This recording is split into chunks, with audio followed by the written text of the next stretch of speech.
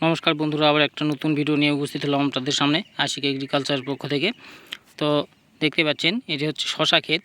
শশা ক্ষেতের এই গাছগুলো কেবল বের হয়েছে। প্রথমে মাটিতে আলু লাগানো ছিল, আলু উঠে নেওয়ার পর আমি শশার গাছগুলো এভাবে রোপণ করেছি সারি করে।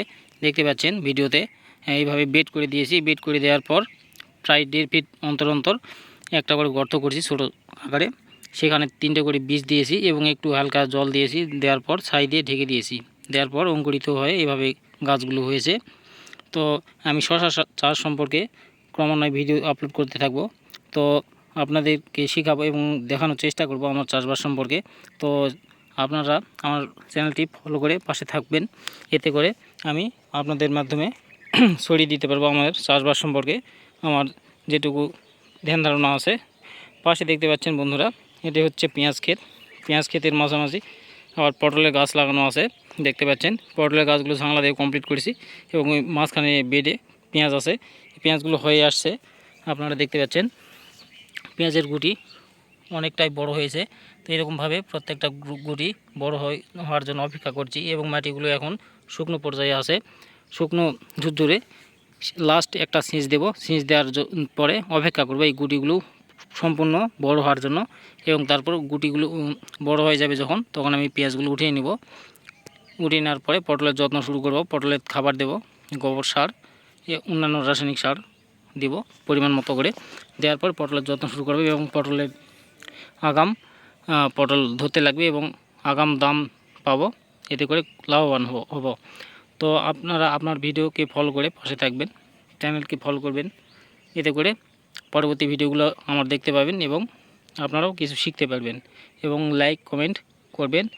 এতে করে আমার উৎসাহিত বেড়ে যাবে ভিডিও করার প্রতি এবং আপনাদের জানার জন্য আমি এই ভিডিওগুলো করছি, কিভাবে চাষবাস করছি এই সম্পর্কে।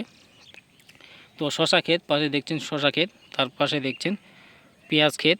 পেঁয়াজের পাশাপাশি পটলের গাছে এই পর্যন্ত মোটামুটি অনেকটাই সুন্দর হয়েছে। তো আরও আপনাদের দেখাবো আমাদের জমিতে কী কী চাষবাস করি আমি।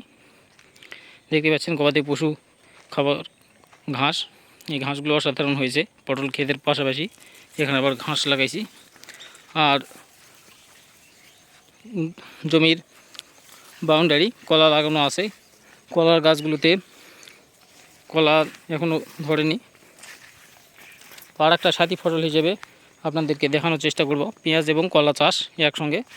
এখানে দেখালাম পটল এবং পেঁয়াজ একসাথে, আর এখানে দেখানোর চেষ্টা করব আমি পেঁয়াজ এবং কলা। দেখতে পাচ্ছেন এখানে হলুদ ছিল, হলুদের মধ্যে কলা লাগিয়ে দেওয়া ছিল। তো হলুদ উঠে নেওয়ার পর আমরা পেঁয়াজ রোপণ করেছি কলার বাগানের মধ্যে।